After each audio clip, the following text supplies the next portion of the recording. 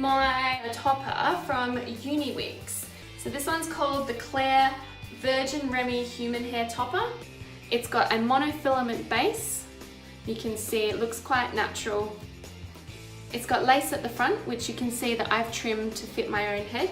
It's naturally straight. I undo 2 of the clips. Position the topper in the middle.